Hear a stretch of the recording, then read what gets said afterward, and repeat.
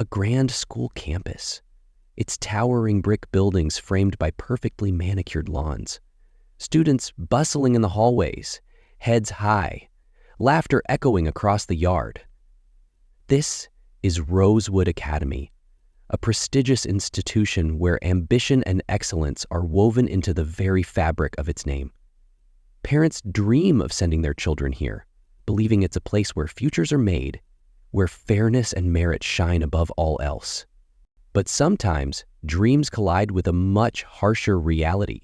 Today, we step into the lives of two bright and ambitious twins, Jordan and Jasmine, as they walk through the gates of this illustrious school for the very first time. Their hearts are full of hope. The sun is warm on their faces, and their smiles reflect the excitement of new beginnings. But beneath this seemingly perfect setting, a storm is quietly brewing. A storm they can't yet see. Have you ever walked into a room where you felt out of place? Like every glance, every whispered word was meant for you, but not in a good way? Have you ever worked so hard, only to feel like the world decided you didn't belong before you even had a chance to prove yourself? Jordan and Jasmine don't know it yet, but that's exactly what awaits them inside. You see, Rosewood Academy prides itself on being a beacon of opportunity, but sometimes even the brightest lights cast the deepest shadows. Behind the closed doors of its classrooms, biases lurk where they're least expected. And today, they're about to meet their harshest critic, a teacher named Ms. Harper. Ms. Harper, oh, she's a complex one. On the surface, she's the kind of teacher who commands respect, or so it seems. She carries herself with an air of authority, her sharp gaze enough to silence a room. But beneath that stern exterior lies a prejudice that will test the twins in ways they could never imagine. Let me ask you something. Have you ever felt judged for something you can't control? For the way you look, where you come from, or the space you take up in this world? Think about how that feels for a moment. That sinking weight in your chest. The questions racing through your mind. Why me? What did I do? Why is this happening? Jordan and Jasmine are just kids, gifted, driven, and ready to take on the world. But Miss Harper, she sees something different. Not potential, not talent, not two young people eager to learn. No, she sees something else entirely, and that bias, it's about to make their lives unbearable. This isn't just a story about racism in a classroom, it's a story about resilience, about standing tall when the world tries to push you down, about finding strength in the most unexpected places. And yes, there's a twist. One so unexpected, so jaw-dropping that it will change everything. But before we get there, let's go back to where it all began. To the moment Jordan and Jasmine walked through those gates with no idea that their toughest battle wasn't against exams or essays. It was against a system that wasn't ready for them to succeed. So stay with me and quickly subscribe to this channel to get this kind of story directly in your inbox when it drops. Let's walk into Rosewood Academy together. Let's uncover the truth behind those polished walls. Let's meet the teacher who will stop at nothing to make them feel small. And let's see what happens when the very foundation of her power starts to crack. Have you ever faced a storm? Not the kind with rain or thunder, but the kind that shakes you to your core. If you have, then you'll understand this story. And if you haven't, well, by the end of it, you'll feel like you've been right there, living it alongside Jordan and Jasmine. Because here's the thing about storms. They don't last forever. Stay tuned. You don't want to miss what happens next. Jordan and Jasmine didn't grow up with wealth or privilege, but what they had was a father who believed in them with his whole heart. Mr. King, a single parent, worked 2 jobs to make sure his kids had the opportunities he never did. He taught them to dream big, but also to work hard for those dreams. When Jordan said he wanted to be an engineer, his dad spent weekends helping him build models out of cardboard and glue. And when Jasmine announced her dream of becoming a writer, he bought her a secondhand journal and told her, "Fill this with your stories, and one day the world will read them." Their home was small but full of love, the kind of love that wraps around you like a warm blanket on a cold night. They didn't have much, but they had each other. And to Jordan and Jasmine, that was everything. But life wasn't always easy. As the only Black family in their suburban neighborhood, they'd faced their share of sideways glances and whispered judgments. Their dad would remind them, "Don't let anyone make you feel like you don't belong. You belong wherever you choose to be." Jordan is the thinker, quiet, observant, and incredibly smart. He has a knack for solving problems. If you've ever met someone who can fix anything just by looking at it, that's Jordan. He doesn't say much, but when he does, people listen. Jasmine, on the other hand, is fire and energy. She's the kind of person who lights up a room just by walking in. Bold, creative, and unafraid to speak her mind, she's the voice when Jordan prefers to stay silent. Together, they're a perfect balance. Jordan's logic grounding Jasmine's passion, and Jasmine's courage pushing Jordan out of his comfort zone. They're more than siblings, they're a team. Now, imagine this. It's the first day of school at Rosewood Academy. The sun is shining, the school grounds are bustling, and the twins are standing side by side at the gates, their backpacks slung over their shoulders. Jordan adjusts his glasses nervously, while Jasmine flashes her trademark smile, ready to take on the world. The halls of Rosewood are filled with chatter, laughter, and the smell of freshly polished floors. Students weave through the crowd, some reuniting with friends, others glancing curiously at the new faces. The twins, eager to find their classrooms, are met with polite but distant smiles. Have you ever walked into a room and felt like an outsider? Not because of anything you did, but simply because of who you are? That's the feeling Jordan and Jasmine couldn't quite shake as they navigated their way through Rosewood's shiny corridors. Their first class is history, a subject they both enjoy. Jordan for the facts and analysis, Jasmine for the stories and lessons. But as they step into the room, the atmosphere shifts. The desks are neatly arranged in rows, the chalkboard is pristine, and standing at the front is Miss Harper, tall, stern, and dressed impeccably. She looks like the kind of teacher who takes no nonsense. At first glance, she seems like any other strict teacher, but there's something about the way her sharp eyes narrow as the twins take their seats, something in the way her lips press into a thin line. "Good morning, class," she says, her voice crisp and commanding. "Let's get one thing clear. I expect excellence. If you're not ready to give your best, this isn't the class for you." The students exchange wary glances. It's clear Ms. Harper isn't the warm, welcoming type. Throughout the lesson, Jordan and Jasmine try to participate. They raise their hands, eager to contribute. But Ms. Harper's gaze slides right past them. When Jasmine finally speaks up, offering an insightful comment about a historical event, Ms. Harper's response is curt. "Let's not jump ahead of ourselves. Maybe you should focus on understanding the basics first." The class grows quiet, the tension thick in the air. Jasmine's cheeks flush, but she doesn't back down. She jots down notes furiously, determined to prove herself. Meanwhile, Jordan stays silent, observing. He notices the subtle ways Miss Harper's eyes linger on him and his sister, the slight condescension in her tone when she addresses them, or doesn't address them at all. Have you ever felt invisible? Like no matter how hard you tried, someone had already decided you weren't good enough. That's what Jordan and Jasmine felt that day, but they didn't let it show, not yet. As the day goes on, the twins start hearing whispers about Miss Harper. Some students call her tough but fair. Others hint at a different side, an unkindness that surfaces with certain students. One girl leans over during lunch and whispers to Jasmine, "Watch out for her. She's not as fair as she seems." Jasmine raises an eyebrow. "What do you mean?" The girl hesitates, glancing around nervously. "Just be careful, especially if she decides she doesn't like you." As the twins walk home that afternoon, they talk quietly about the day. Jasmine, always the optimist, brushes it off. "She's just strict," she says. "We'll show her what we're made of."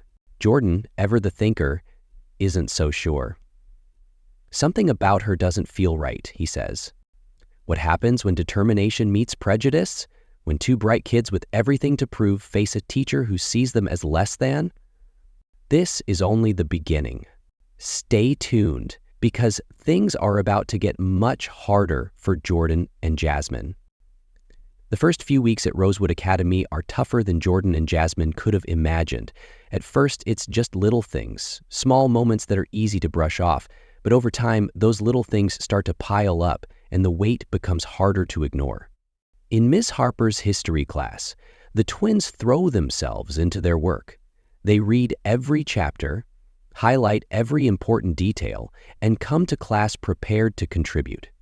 But no matter how hard they try, it feels like they're constantly being overlooked. When Jordan raises his hand to answer a question, Ms. Harper looks straight past him and calls on someone else. And when Jasmine speaks up, offering a thoughtful analysis, Ms. Harper responds with a clipped, condescending tone. Are you sure you're not overthinking this? Maybe focus on the basics before diving so deep. Can you imagine how that feels, to know you've worked just as hard, if not harder, than everyone else, only to have your effort dismissed? As the weeks go on, the patterns become impossible to ignore. Ms. Harper nitpicks their assignments in ways she doesn't with other students. Jordan spends hours on an essay about the civil rights movement. He checks his facts, organizes his thoughts, and submits what he believes is one of his best pieces of work. But when Ms. Harper hands it back, her comments sting more than the low grades scrawled at the top. Your analysis is shallow, she's written in red ink. Next time, try to aim higher. Jordan sits at his desk, staring at the paper. Across the room, another student, a boy who's known for rushing through his homework, holds up his essay with a smug smile. Got an A, he says, and Ms. Harper nods approvingly. Jasmine's experience is no better. During a group project, she takes the lead, organizing her team and putting together a presentation on the Industrial Revolution. But when they present, Ms. Harper barely acknowledges Jasmine's contribution. Instead, she heaps praise on one of her group members, a boy who'd barely done any work. Excellent presentation, Ms. Harper says, smiling at him. Then, turning to Jasmine, she adds, next time let's try to keep things more professional. Your tone was a little, distracting. Imagine being in their shoes. Imagine putting your heart and soul into something, only to have it dismissed or ignored. How long would you keep trying before it starts to feel pointless? For Jordan, the constant criticism is like a slow leak in his confidence. He starts speaking up less in class, worried that no matter what he says, Miss Harper will find a way to shoot him down. Jasmine, on the other hand, refuses to stay silent. Every time Ms. Harper makes a dismissive comment, Jasmine pushes back, her frustration bubbling just below the surface. One day, during a discussion about historical figures, Jasmine offers an opinion about the impact of grassroots movements. Ms. Harper interrupts her mid-sentence. "That's an interesting take," Ms. Harper says, her voice dripping with sarcasm. "But I'm not sure you fully understand the complexities of the issue. Perhaps it's best to leave these discussions to those with a firmer grasp of the material." The class falls silent. Jasmine's cheeks flush, but she doesn't back down. "I've done the reading," she says firmly. "I understand it just fine." Ms. Harper raises an eyebrow. "We'll see," she says, turning back to the board. Can you feel Jasmine's frustration? That burning desire to prove herself, to make it clear that she belongs? But how do you fight back when the person holding the power refuses to see your worth? Through it all, Jordan and Jasmine lean on each other. At home, they talk late into the night, sharing their frustrations and trying to figure out how to move forward. Jordan helps Jasmine refine her essays, pointing out areas where she can strengthen her arguments. Jasmine reminds Jordan of their dad's advice: don't let anyone make you feel like you don't belong. You do. Together, they pushed through the tough days, determined not to let Ms. Harper win. That's the thing about resilience. It doesn't mean the pain goes away. It means finding the strength to keep going, even when it feels like the world is against you. The real breaking point comes during a group project on diversity and resilience. Jordan and Jasmine pour their hearts into the presentation, spending hours researching and rehearsing. Their project is a passionate exploration of how diverse perspectives strengthen communities. On the day of the presentation, they stand at the front of the class, their voices steady as they explain their findings. The room is silent, their classmates hanging on every word. But just as they reach the conclusion, Miss Harper cuts in. "That's enough," she says sharply, her tone icy. "While your enthusiasm is commendable, I'm not sure this topic is appropriate for this class. Perhaps you should focus on subjects you actually understand." Jasmine's jaw tightens. "This is about history," she says. "It's relevant to everything we've been learning." Miss Harper smirks. "Relevance is subjective, and frankly, I think your focus on certain themes is misplaced. Let's move on." The class is stunned. A few students exchange uneasy glances, while others look down at their desks, unwilling to meet Jasmine's eyes. Jordan and Jasmine stand there, frozen, the weight of Miss Harper's words pressing down on them. Have you ever felt humiliated, like someone took everything you worked for and tore it apart in front of everyone? That's what Jordan and Jasmine felt in that moment. As the twins sit back down, Jordan's expression a mix of hurt and anger. Jasmine's fists clenched in silent rage. The classroom feels heavy, the tension palpable. Miss Harper continues the lesson as if nothing happened, but the damage has been done. This isn't the end for Jordan and Jasmine, not by a long shot. But how do you fight back when the odds are stacked against you? How do you stand tall when everything is trying to pull you down? Stay with me, because the storm is far from over. It's been a few days since that humiliating presentation. For Jordan and Jasmine, the sting of Miss Harper's words still lingers, but they've decided to push through just as they always do. They lean on each other, finding strength in their bond. But Ms. Harper? She's not done yet. Feeling emboldened, she takes the next step, a move she believes will put Jordan and Jasmine in their place. The email arrives one morning. It's curt, formal, and dripping with condescension. Ms. Harper has requested a parent-teacher conference to discuss the twins' ongoing struggles in her class. Jasmine reads the email first, her eyes narrowing. "Struggles?" she says, holding up the screen for Jordan to see. Jordan takes a deep breath. "She's just trying to cover herself," he says quietly. "After what happened with the project, she probably wants to shift the blame onto us." But there's a flicker of uncertainty in his voice. How much damage can one teacher really do? Their father, Mr. King, is quiet as he reads the email that evening. His face is calm, but his eyes reveal a storm brewing beneath the surface. "Don't worry," he tells them. "I'll handle it." Have you ever had someone fight for you? Someone who stands up and says, "No more"? That's what Mr. King is about to do for his children. But Miss Harper doesn't know that yet. The administrative office at Rosewood Academy is quiet when Ms. Harper arrives. Dressed in her usual sharp attire, she carries herself with an air of confidence. She's done this before. Meetings where she lectures parents about their underperforming children, masking her biases behind a veneer of professionalism. She sits in the conference room, her back straight, her hands folded neatly on the table. She's ready to assert her authority. The door opens, and Mr. King steps in. Miss Harper looks up, her expression brightening. "Mr. King," she says, mistaking his presence as support. "Thank you for joining us. I thought it was important to address some concerns regarding Jordan and Jasmine." Mr. King nods politely, taking a seat across from her. "I agree. Let's discuss those concerns." Now, here's the thing. Ms. Harper has no idea who she's dealing with. She sees Mr. King as just another principal, someone who will listen to her complaints and take her side. But that assumption is about to shatter. Ms. Harper starts her speech, her tone measured and authoritative. "I've noticed a pattern with Jordan and Jasmine," she begins. "While they seem capable, their performance in my class has been inconsistent.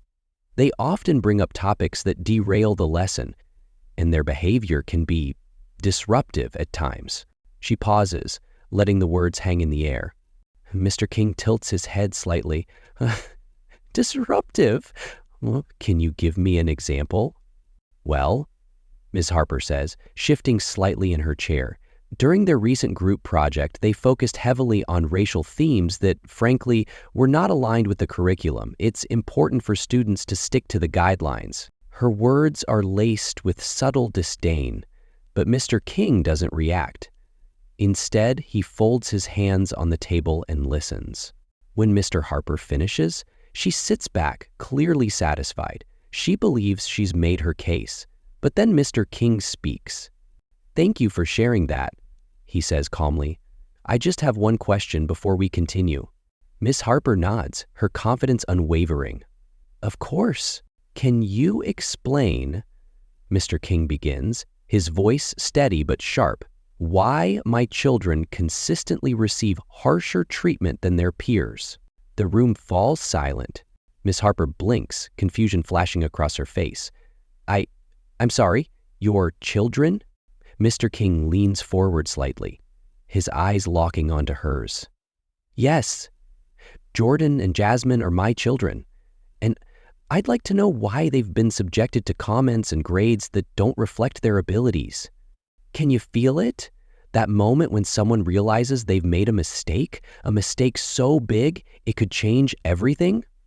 That's exactly what Miss Harper is feeling right now. For the first time, Miss Harper's composure falters, her cheeks flush, and her hands fidget in her lap. "Mr. King, I didn't realize—" "They're my children," Mr. King finishes for her. "Why should that matter? Shouldn't every student in your class be treated with the same respect and fairness?" Ms. Harper stammers, searching for words. "I assure you I hold all my students to high standards." "High standards?" Mr. King repeats, his tone sharper now. "Let's talk about those standards. Why were my children criticized for their presentation when their research was thorough and their delivery was clear? Why were their efforts dismissed while other students who did less were praised?" Miss Harper opens her mouth, but no words come out. Mr. King doesn't let up. "This isn't the first time I've heard complaints about your teaching methods," he says, his voice steady but firm. "I've had students come to me quietly, afraid to speak up because they felt targeted. And now, my own children are experiencing the same treatment." He pauses, letting the weight of his words sink in. "Aha. Do you have an explanation, Miss Harper?" Mrs. Harper's hands tremble slightly as she tries to regain control.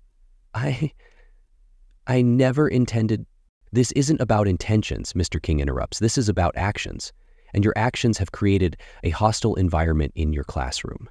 Mr. King stands, his presence commanding. "I take these matters very seriously," he says.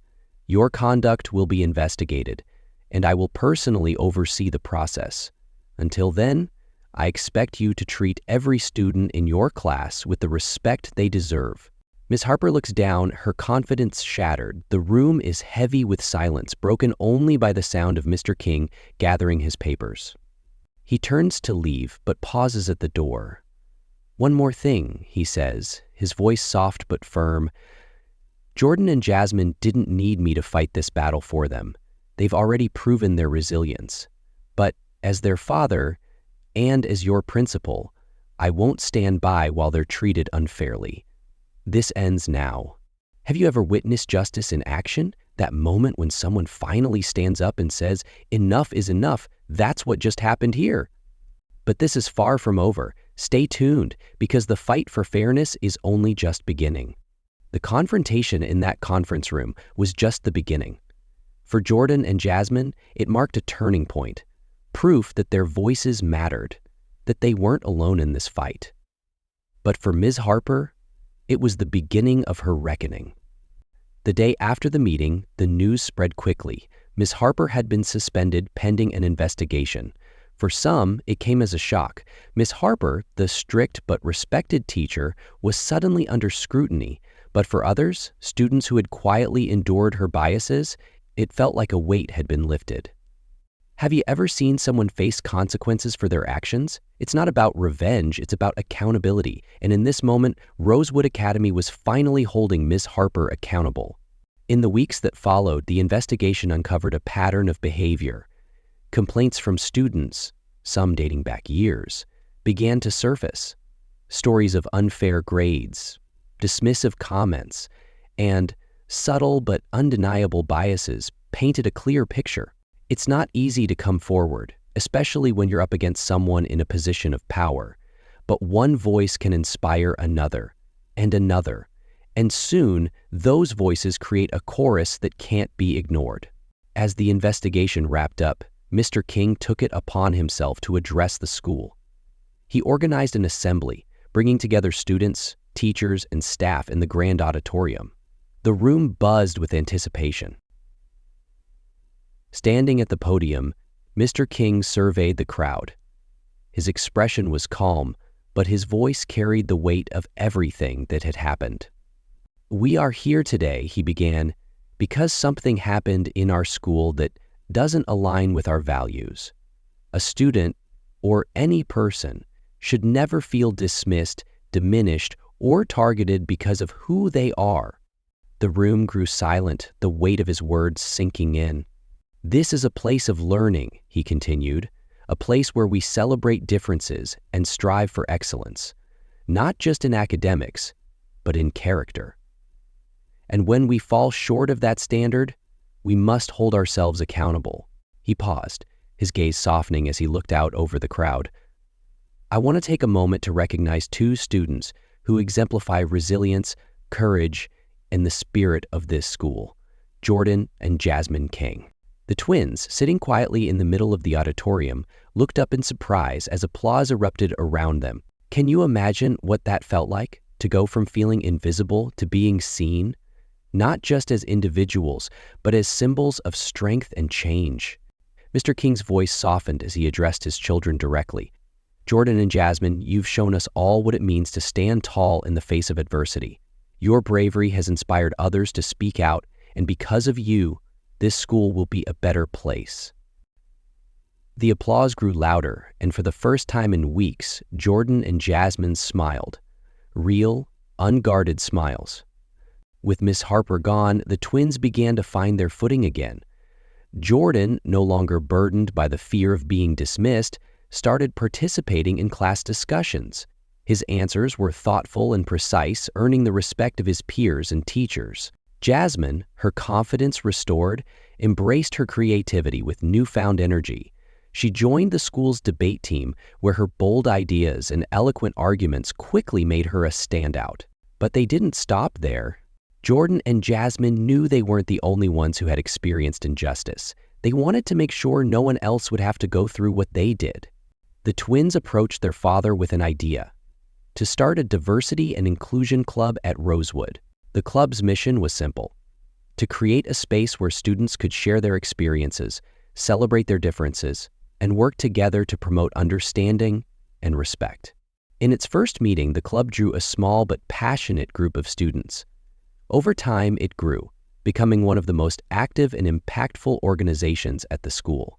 The changes at Rosewood didn't stop with the twins.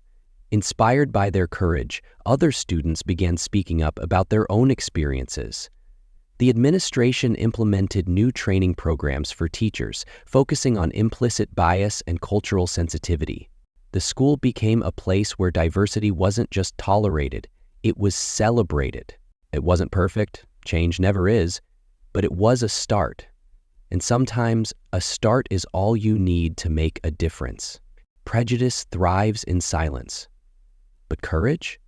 Courage has the power to shatter that silence. It shows us that unity is stronger than division, and that together we can create a world where everyone feels seen, heard, and valued. Jordan and Jasmine's story reminds us that change begins with a single voice, a voice willing to stand up and say, "This isn't right." And when that voice is joined by others, it becomes a movement. Have you ever faced a challenge that tested your courage? Share your story in the comments. Let's learn from each other and grow together. And if this story moved you, don't forget to subscribe, because stories like this, They remind us of who we are and who we can be.